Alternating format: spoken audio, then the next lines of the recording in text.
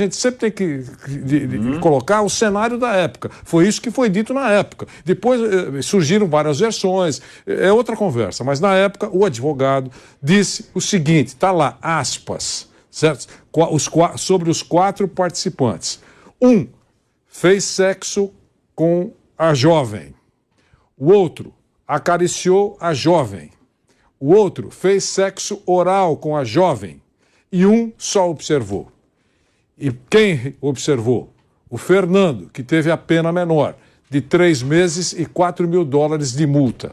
Os outros tiveram 15 meses e $8.000 de multa. Ponto.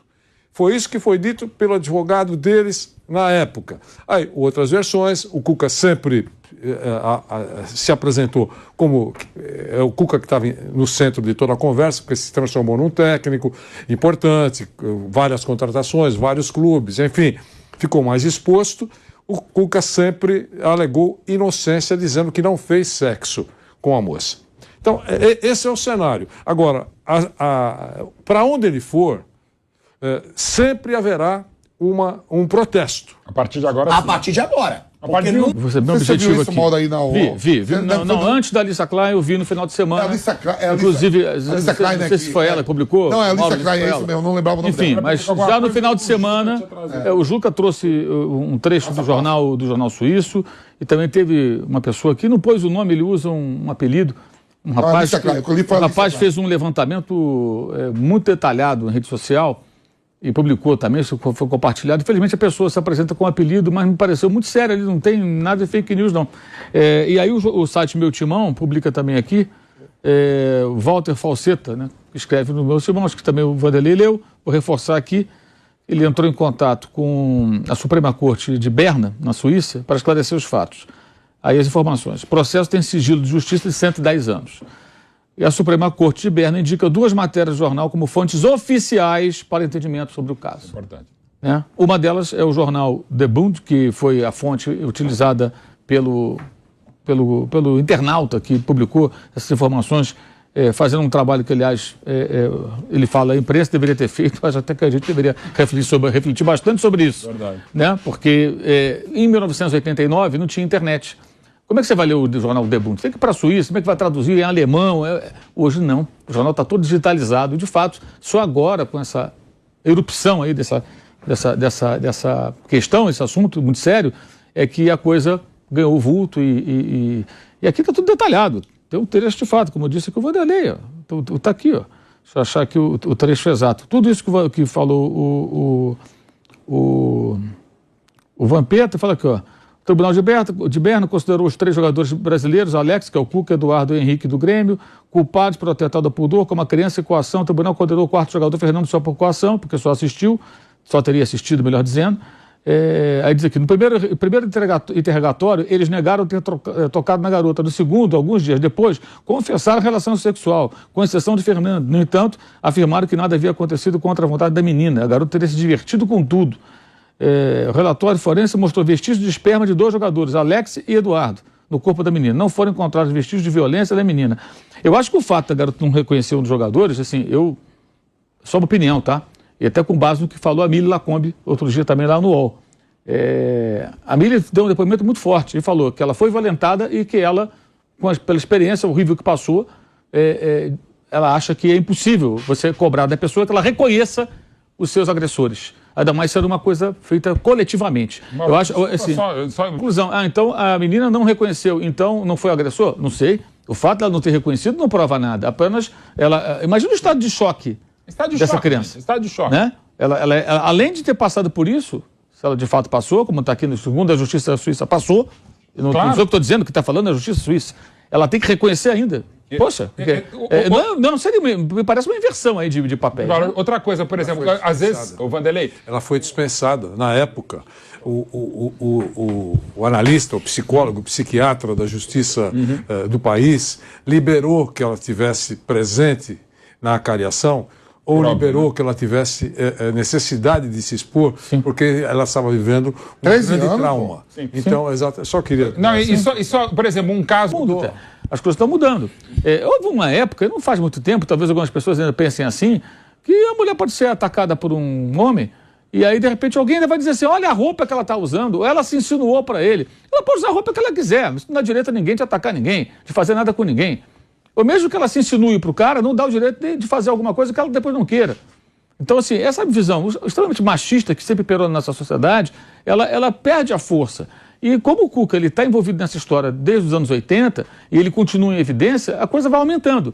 Então, no Atlético, na volta, já houve manifestações muito fortes, de torcedoras especialmente. E agora no Corinthians entra muito em questão também, isso acontece numa escala maior, muito em função do clube, há muito tempo, se apresentar, muitos corintianos, como o clube da inclusão, é o clube da democracia.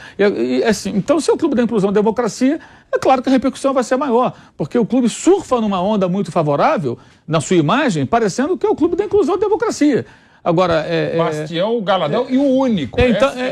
Então, assim, aí quando acontece a contratação de um personagem, no mínimo controverso, que é o caso do Cuca, porque se o Cuca saísse do futebol, gente, como falamos aqui do Henrique, o Mauro lembrou do Henrique. Não quero falar mais do Henrique. Porque o Henrique, quando jogou no Corinthians, estávamos vivendo um período em que não se questionava isso. A banalização da violência contra a mulher, que sempre houve na nossa sociedade e que agora muda, como também o racismo, agora se combate, a xenofobia, a misoginia, tudo isso que era aceito, não, é assim mesmo, né? Ele é homem, isso mudou, isso acabou, isso não se permite mais. O episódio do Aranha sendo xingado por alguns torcedores do Grêmio, não pela torcida do Grêmio, e eu estava no estádio esse dia, lá na Arena do Grêmio, transmitindo esse jogo, chamando o Aranha de macaco, aquela meia dúzia de idiotas. Isso foi em 2014, vai fazer 10 anos ano que vem.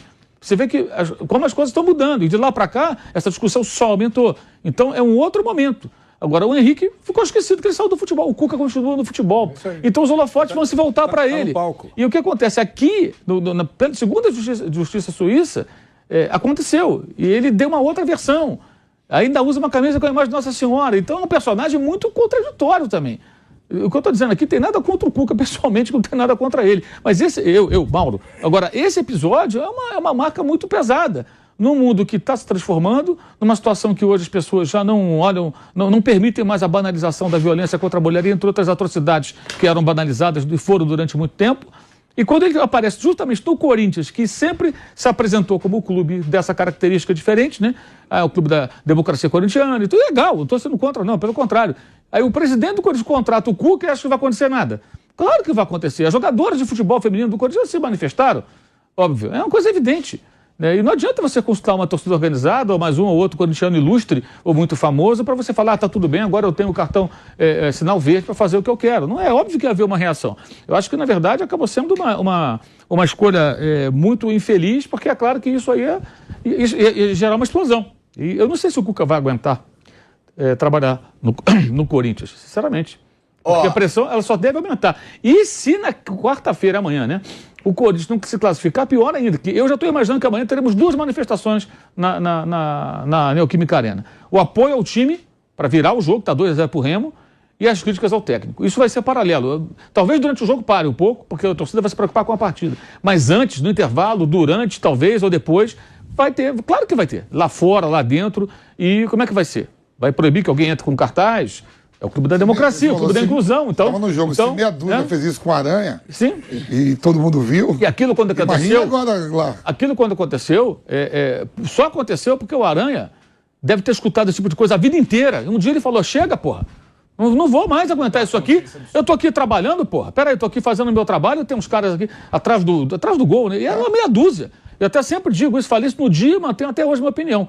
O clube, na minha opinião, nunca pode ser apontado como responsável nessas horas, exceto se ele for conivente ou estimular aquilo. Tem que ficar comprovado. O que eu posso fazer se eu sou o presidente do clube?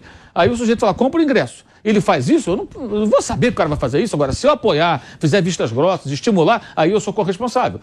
Mas a atitude é do indivíduo, ele que tem que ser punido, como foram punidos. Até teve uma moça que aparecia lá com destaque, depois deu entrevistas, que a vida dela virou um inferno. Claro, o que ela fez ali? Ela queria o quê? Ela foi lá, claro, a vida dela virou um inferno. Ela foi ali para atacar da pior maneira possível um profissional que estava ali trabalhando. Que ela falasse: o Aranha, você é ruim, você é frangueiro, você não agarra nada.